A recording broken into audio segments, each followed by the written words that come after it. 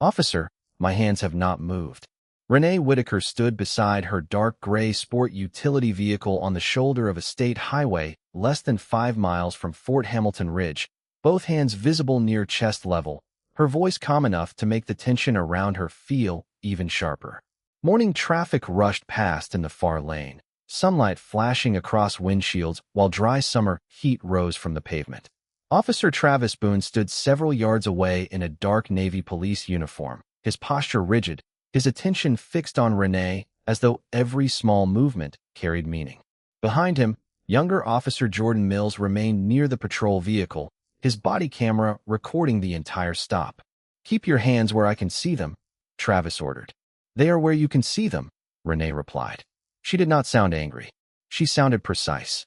Travis glanced toward the open passenger door of her vehicle, then back at her. "You said the registration is inside?" "Yes." "Then get it." Renee did not move. "I want to be clear before I reach. The registration is in the center console." Travis's expression tightened. "I already told you to get it. And I am telling you exactly what I am about to do." Jordan looked toward Travis. Renee continued, slowly and carefully. "I am going to turn toward the vehicle. I am going to reach inside with my right hand. My left hand will remain visible." Travis shifted his stance. "Stop talking and do what I told you." Renee looked at him for one long second. "Officer, slowing this down protects everyone." Something in the sentence seemed to irritate him. "Do not tell me how to run my stop." Renee said nothing more. She turned only slightly toward the vehicle. Her right hand moved exactly where she had said it would. Jordan heard her announce it.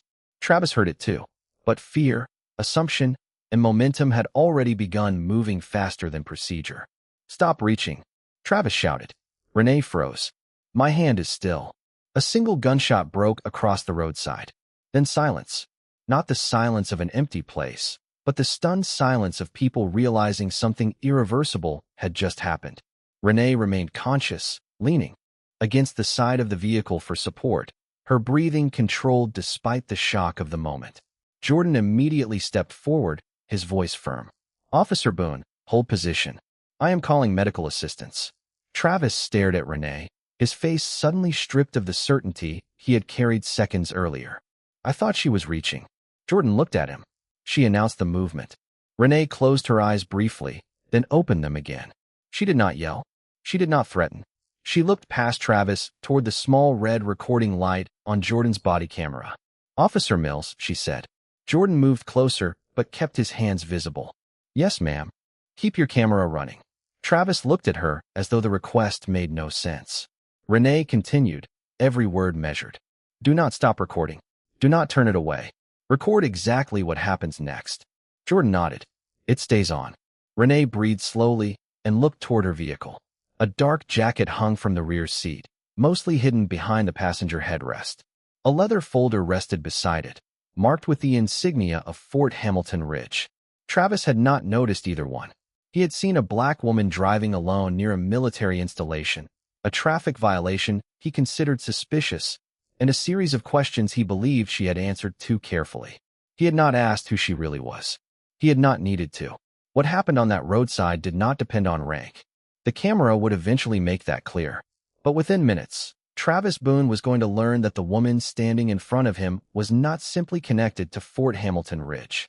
She was the person who commanded it.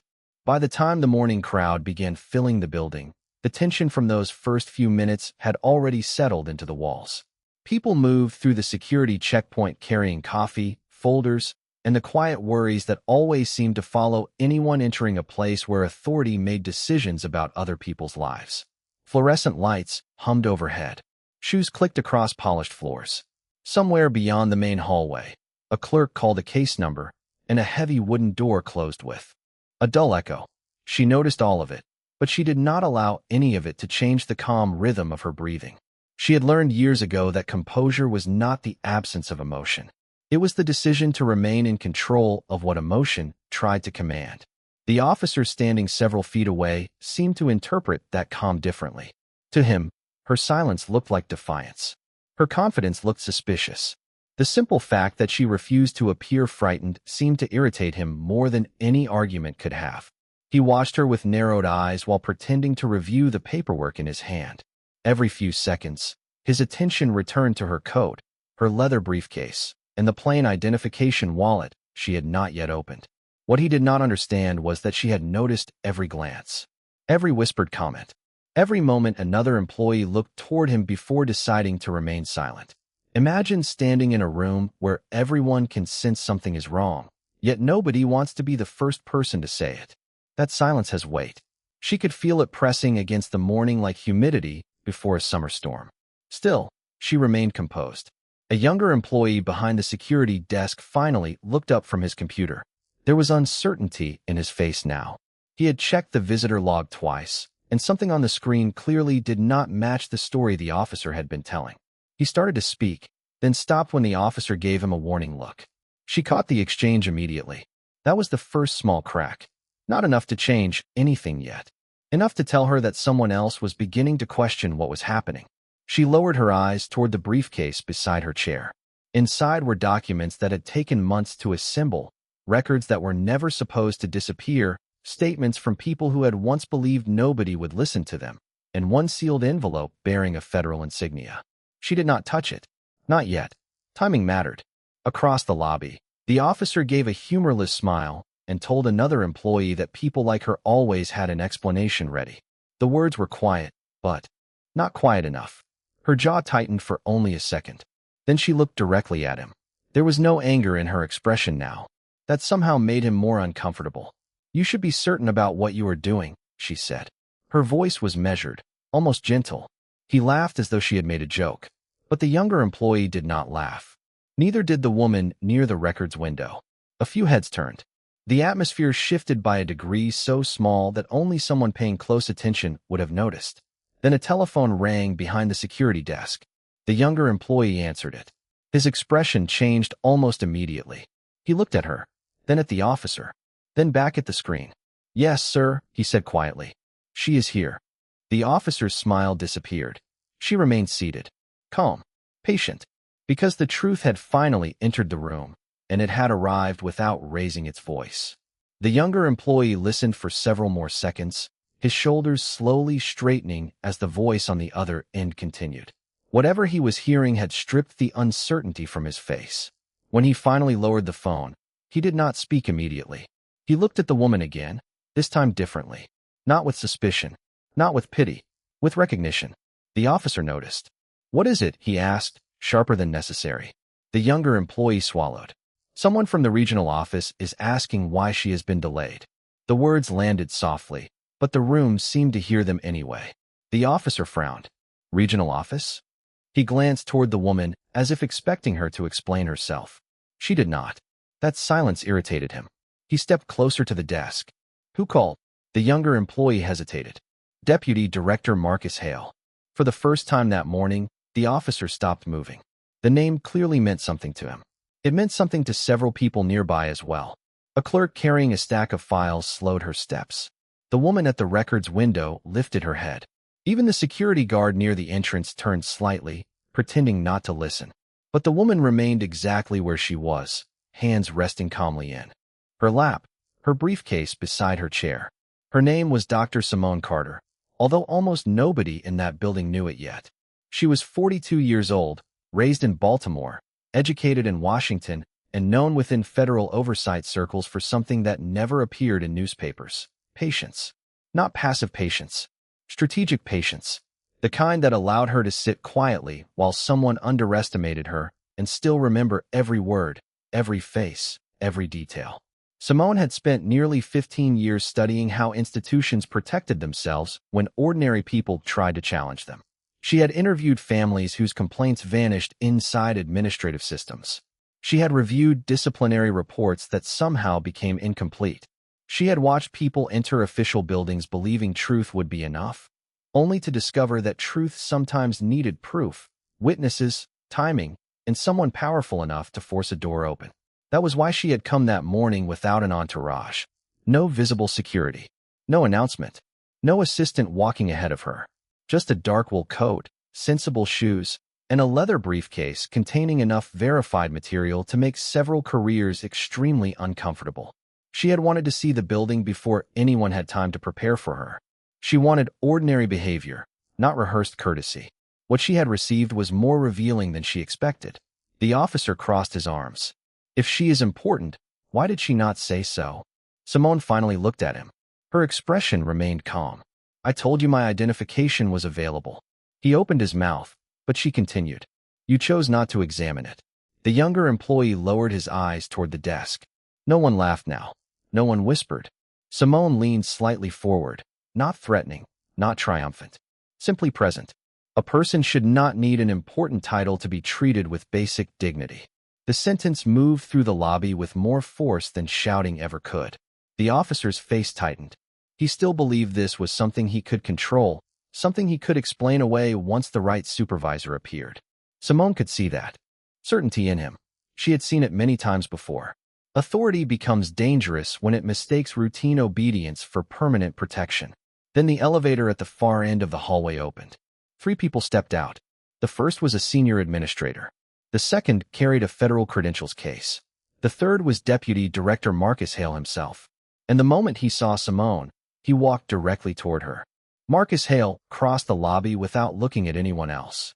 His pace was controlled, but there was something in his expression that made the people nearest the hallway move aside before he reached them. Simone rose from the chair and picked up her briefcase. For a moment, neither of them spoke. They did not need to. Marcus looked at the security desk, then at the officer, then back at Simone. How long have you been waiting? He asked. Long enough, she answered. The officer immediately stepped forward. Sir, there has been a misunderstanding. Marcus turned toward him slowly. The word misunderstanding seemed to hang in the air. It was the kind of word institutions often used when something uncomfortable had already happened and nobody wanted to name it clearly. Then explain it, Marcus said. The officer straightened his uniform and glanced toward the employees around him. His confidence had not disappeared completely. Not yet. She entered without identifying herself properly. I was following procedure.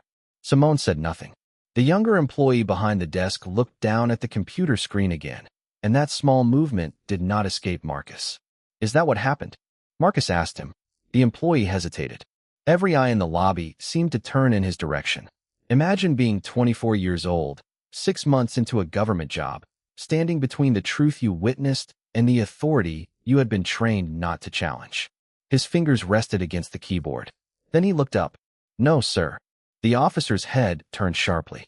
The young man continued before fear could change his mind. She offered identification more than once. It was not reviewed. Silence. Not dramatic silence. Worse, the kind that arrives when everyone suddenly realizes there will be a record of what happened. Marcus nodded once. Thank you. The officer stepped closer. That is not the whole story. Then we will establish the whole story, Marcus replied. His voice remained calm. Through security footage, access logs, witness statements, and your written report. That was the moment the officer's certainty finally weakened. Simone saw it in his eyes. Until then, he had believed the encounter existed only in memory, where details could be softened and language could be rearranged. But cameras did not become embarrassed. Computer logs did not protect friendships. Timestamps did not care about rank. Simone opened her briefcase and removed a thin blue folder. Nothing about it looked dramatic. Yet Marcus recognized the classification markings immediately. So did the senior administrator beside him. Simone placed the folder on the desk without opening it. This is why I came personally, she said. The officer looked at the folder, then at her. What is that? Simone held his gaze. A review that began 8 months ago. A murmur moved through the lobby. Marcus gave the senior administrator a brief look, and the man quietly closed the security entrance to incoming visitors. Simone continued. Complaints from residents. Missing documentation. Inconsistent disciplinary records. Cases that should have been reviewed but were closed without explanation. The officer's face hardened again. You are investigating this office? Simone did not answer immediately. She allowed the question to remain exactly where he had placed it. Then she said, I am investigating patterns. He stared at her. For the first time, he was no longer looking at a woman he believed did not belong there. He was looking at someone who had arrived because of what happened there. Marcus stepped beside Simone. Dr. Carter has federal authorization to conduct an independent oversight review. The younger employee inhaled softly. The officer said nothing. Simone closed her briefcase. Her voice remained quiet. What happened to me this morning matters. But what matters more is whether it has happened to people who had no deputy director coming through that elevator for them. No one moved, because suddenly the question was no longer who Simone Carter was. The question was how many people had walked through those doors before her, been treated the same way, and left believing nobody would ever know. The question stayed in the lobby long after Simone stopped speaking. No one answered because everyone understood that any answer would sound smaller than the truth. Marcus Hale looked toward the senior administrator, then toward the security cameras mounted above the entrance. "Preserve everything from this morning," he said. "Video, audio, access records, internal messages, all of it." The administrator nodded immediately and moved toward the back office. The officer watched him go, and something changed in his posture. Until that moment, he had still been hoping the morning could be reduced to a misunderstanding between two people. Now it was becoming evidence. Simone recognized the shift. She had spent 8 months waiting for exactly this kind of moment. Not because she wanted humiliation returned with humiliation, but because patterns were hardest to deny when the system itself recorded them. She opened the blue folder and removed several pages. "These are not accusations," she said. "These are documented inconsistencies." Marcus took the first page. It contained complaint numbers, dates, reviewing supervisors, and final outcomes. Some cases had been closed within hours. Others had been marked incomplete even though supporting statements existed. A few had simply vanished from the standard tracking system. The younger employee behind the desk looked increasingly uneasy as Simone continued. 14 complaints in 11 months. 9 involved Black residents. 6 described nearly identical language. 5 were assigned to the same reviewing chain. The officer interrupted. "Anybody can file a complaint." Simone turned toward him. Her expression did not change. "Correct." She tapped the folder lightly. "That is why complaints are investigated rather than dismissed." His mouth tightened. "You are making this sound worse than it is." "I have not described what it is yet," Simone replied. The sentence quieted him, faster than anger could have. Marcus turned another page. There were notes from interviews, timestamps from dispatch records, and references to internal reports that had been edited after supervisors signed them. Nothing explosive by itself. That was the danger. Real institutional failure rarely arrived wearing a sign. It accumulated quietly through small choices, overlooked details, familiar excuses, and people deciding that asking another question would create too much trouble. Simone had learned to look for repetition. 1 unexplained case could be error. 2 could be coincidence. 10 began to look like culture. She reached deeper into the briefcase and removed a small sealed envelope. This came from an employee who requested confidentiality. The officer stared at it. Marcus did not open it. "What is inside?" he asked. "A timeline," Simone said, showing when complaints were received and when certain reports were changed. The younger employee slowly raised his eyes. For a second, Simone wondered whether he knew more than he had admitted. Then he spoke. "There is another archive." Everyone turned toward him. He seemed startled by his own courage, but he kept going.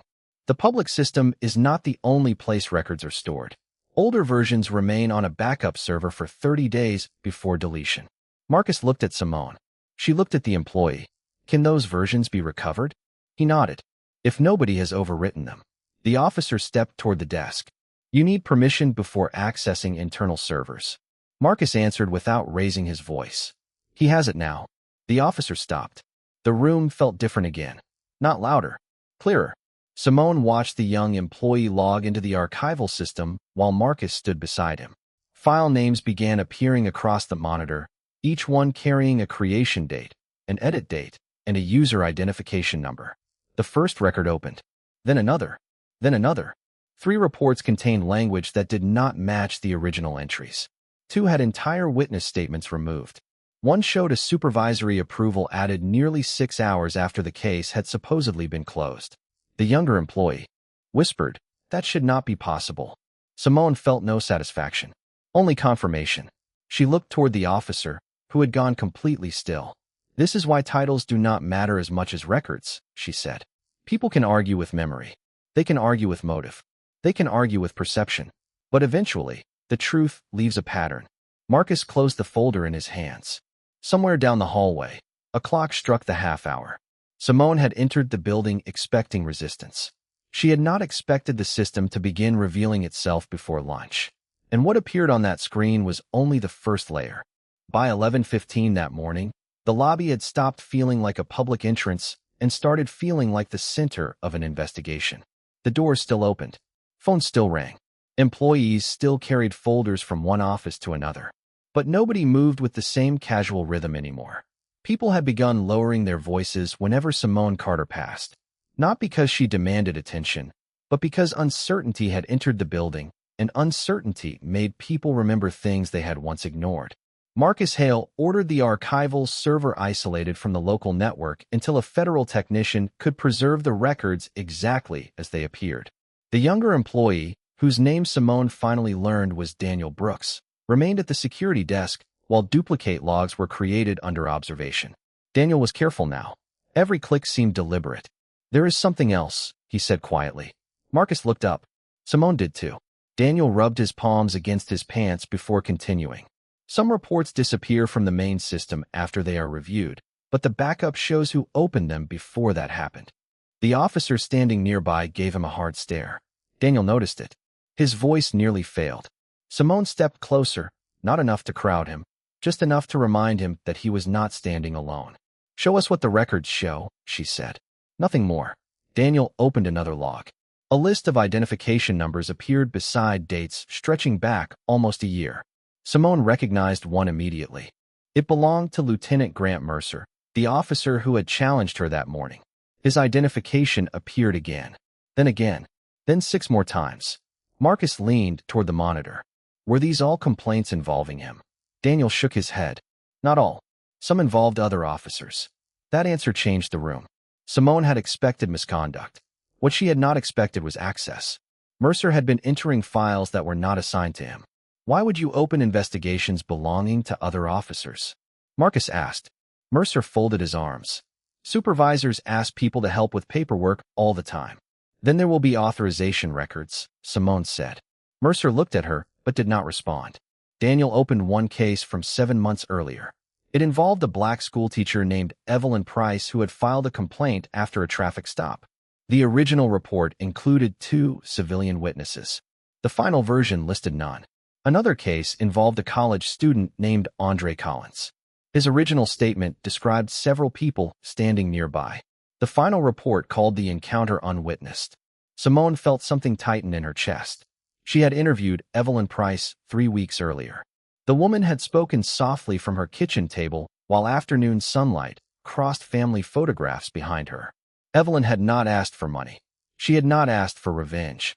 She had asked one question. Why did nobody believe me when I told them there were witnesses?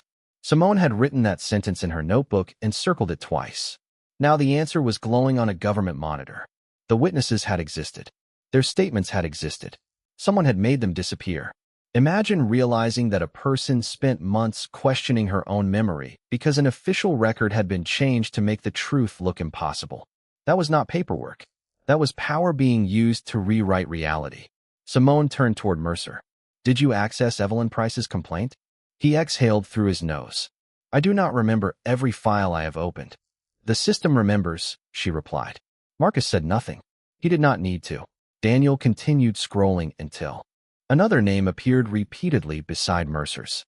Captain Robert Ellis, the senior administrator who had disappeared into the back office earlier. Simone looked toward the hallway. Where is Captain Ellis? Marcus asked. Nobody answered. He asked again. A clerk near the records window finally spoke. He left through the employee entrance about 10 minutes ago. The silence returned instantly. Marcus reached for his phone. Simone looked at the archived screen, then at Mercer. For the first time that morning, the officer did not look offended, arrogant, or impatient. He looked worried. Simone closed the blue folder slowly. The pattern was no longer hiding inside old complaints. It was moving in real time. And somewhere beyond those walls, a man who had access to nearly every disputed record in the building had just decided he did not want to be there when the questions reached him. Marcus did not chase after Captain Robert Ellis himself. He did something more important. He made sure Ellis could not outrun the record. Within minutes, building access logs were frozen, external file permissions were suspended, and a formal preservation notice was issued for every device connected to the complaints under review. Simone watched the process unfold without celebration. She had seen too many investigations fail because people confused urgency with speed. Truth needed protection before it needed drama. Lieutenant Grant Mercer, however, seemed unable to understand why nobody was reacting the way he expected. He looked from Marcus to Daniel Brooks, then toward the hallway where Ellis had disappeared. "You are treating this like some conspiracy," he said. Simone turned toward him. "No, we are treating it like evidence." Mercer gave a short laugh, but there was no confidence in it anymore. "Captain Ellis has worked here for 22 years. Time in a building does not make a person incapable of wrongdoing," Marcus replied. Daniel suddenly raised one hand from the keyboard. "I found something." Everyone moved closer. On the screen was an administrative activity report generated automatically by the system. It showed Captain Ellis had logged in remotely less than 4 minutes after leaving the building.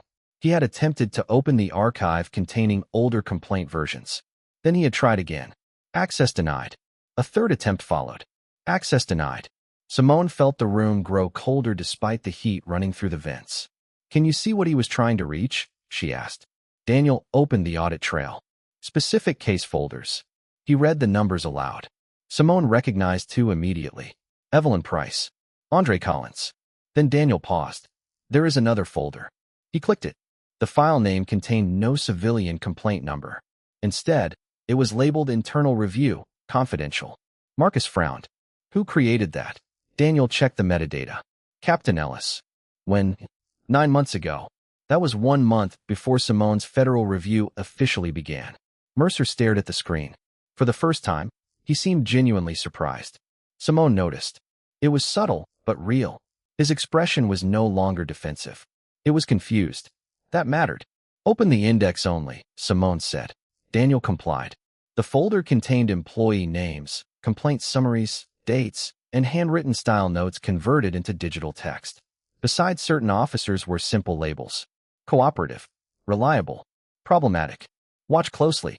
Simone read the last phrase twice. Then she saw Daniel's name. "Brooks, Daniel." Hesitant. Likely to talk. Daniel stopped breathing for a second. "Why is my name in there?" Nobody answered. Mercer stepped closer to the monitor. His own name appeared several lines below. Mercer, Grant. Useful. Loyal under pressure. His face changed. Not fear exactly. Something more personal. The realization that he had not been protecting a system that respected him. He had been classified by it, measured by it, used by it. Simone looked at him carefully. "Did you know this existed?" Mercer shook his head. "No." The word came out quieter than anything he had said all morning. Marcus folded his arms. Then perhaps Captain Ellis was managing more than complaints. Simone continued reading. Several employees had notes beside their names describing who might challenge decisions, who could be trusted to stay silent, and who should be excluded from sensitive conversations. This was no longer about careless paperwork. It was architecture, a method for controlling information. Imagine believing loyalty would protect you, only to discover that the person demanding your loyalty had reduced you to a line inside a private file. Mercer stared at the screen as though it had betrayed him personally. Simone did not offer comfort. She offered something harder. "You still have a choice about what happens next." Mercer looked at her. His jaw tightened. "What choice? Whether you keep defending what you now know was hidden from you, or whether you tell the truth about how this office actually worked." The room became completely still. Mercer looked toward the hallway, then at Daniel, then back at the confidential list bearing his own name. For several seconds, pride fought with something deeper. Finally, he pulled out a chair and sat down. "There were meetings," he said. Marcus reached for a recorder. Simone remained standing. "Start at the beginning." Mercer lowered his eyes. Captain Ellis called them integrity sessions. Daniel looked stunned. Mercer continued. "But they were not about integrity." And with that sentence, the wall protecting the system finally began to crack from the inside. Mercer spoke slowly at first, as though each sentence had to pass through years of habit before it could reach the room.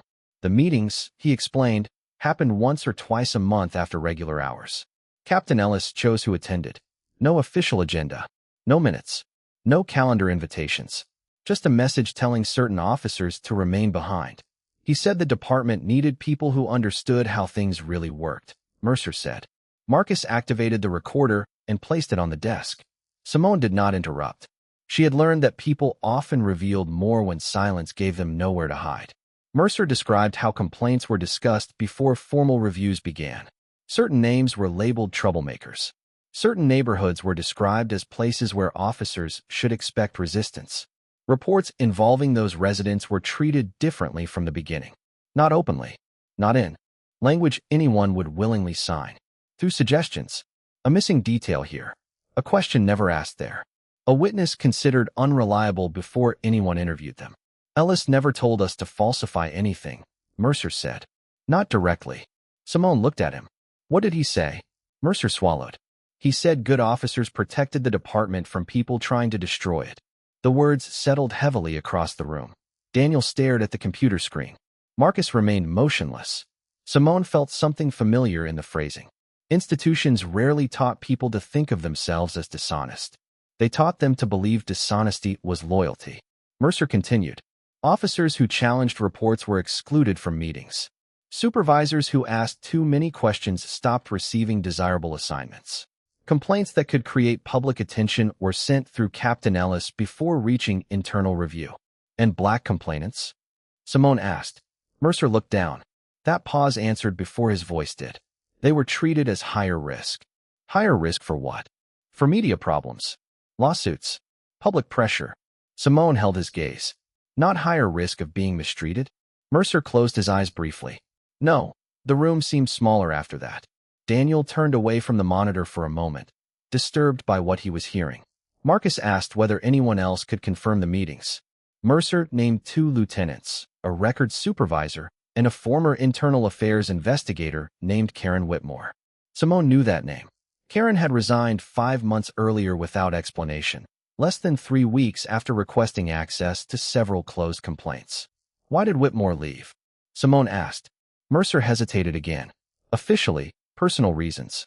Unofficially, Mercer looked toward the confidential list on the screen. She would not change one of her findings. Simone felt the pieces connect. Which case? Daniel searched the archive. Several seconds passed before a file appeared. Evelyn Price. Simone leaned closer. Karen Whitmore had originally recommended a full investigation. 2 days later, a second version of the report appeared. Under Ellis's credentials, recommendation changed. Complaint unsubstantiated. Review closed. No additional interviews required. Daniel whispered, there are 2 versions. Simone stared at the dates. This was no longer merely evidence that records had been altered. It was evidence that someone had overruled an investigator and concealed the original conclusion. Marcus immediately called for Karen Whitmore's current contact information. Daniel found an old emergency number in the personnel system. Marcus dialed. No answer. He tried again. This time someone picked up. Marcus introduced himself and explained only that a federal oversight review was underway. For several seconds, nobody in the room could hear the voice on the other end. Then Marcus's expression changed. Yes, he said quietly. Dr. Simone Carter is here. He listened, looked at Simone, then handed her the phone. Simone lifted it to her ear. A woman's voice came through, cautious and tired. I wondered when somebody would finally find the original files.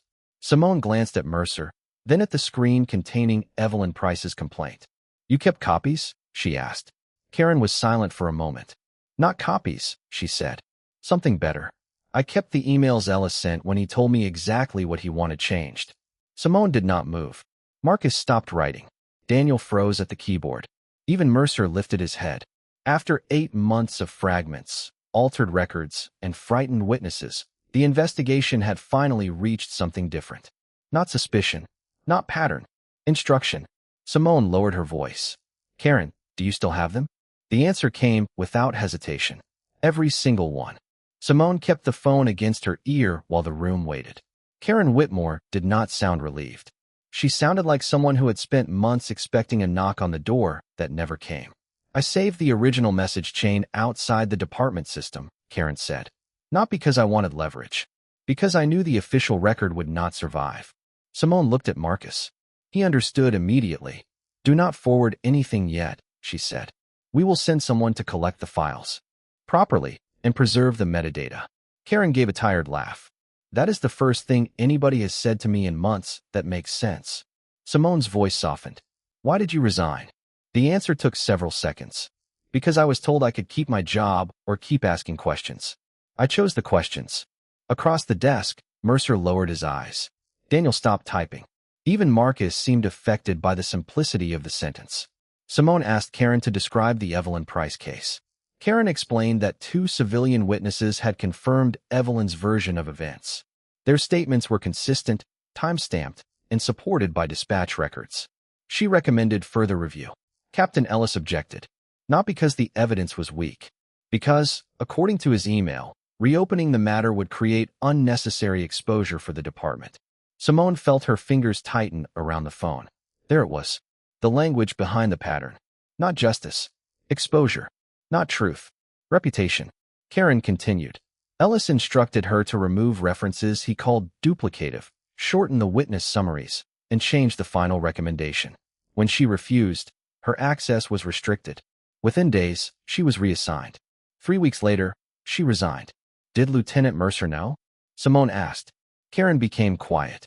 Mercer looked toward the phone as if he could somehow see through it. He attended some of the meetings, Karen finally said. But I never saw him edit my report. Mercer exhaled slowly. It was not absolution, and he knew it. Simone ended the call only after arranging secure contact. When she placed the phone on the desk, nobody spoke. Marcus finally broke the silence. We have enough to escalate this. Simone nodded, but her attention remained on Mercer. You said Captain Ellis told officers they were protecting the department. Mercer stared at the floor. Yes. Did you believe him? He looked up. At the time. Simone waited. And now? Mercer glanced toward Daniel, then toward the monitor filled with altered reports. Now I think we were protecting him. That distinction changed everything. By early afternoon, 2 federal compliance officers arrived and began formally securing the archived records. Captain Ellis's administrative credentials were suspended pending review. His department-issued devices were ordered preserved. No accusations were announced publicly. No one celebrated. Simone insisted on that. Accountability was not supposed to look like revenge. It was supposed to look like process finally working the way people had been promised it would. Then another call came. Ellis had contacted a union representative and claimed the federal review was politically motivated. He said Simone had entered the building intending to target him. Marcus almost smiled at the predictability of it. Simone did not. Of course he did, she said. When evidence becomes difficult to challenge, motive becomes the next battlefield. Mercer looked uncomfortable. He is going to say everybody turned on him. Simone closed the blue folder. No, the records turned on him. Daniel looked at her. What happens to the complaints? That question mattered more than anything else said all day. Simone turned toward the screen, displaying names that had spent months reduced to case numbers. We reopened them. Daniel blinked. All of them. Every complaint touched by the compromised review chain. Marcus nodded. Simone continued. Every witness gets contacted again. Every original statement gets restored. Every person who was told their case had nowhere left to go gets told the truth. For the first time since morning, something in the room felt lighter. Not finished. Not repaired. But possible. Then Mercer spoke from behind her. Dr. Carter. Simone turned. His voice was unsteady now. There is one more thing Ellis made us do. Marcus stopped moving. Daniel looked up. Simone said nothing. Mercer swallowed. There was a list of cases we were never supposed to put into the normal complaint system. And just like that, the investigation that had finally found its answers discovered it had only opened the first door.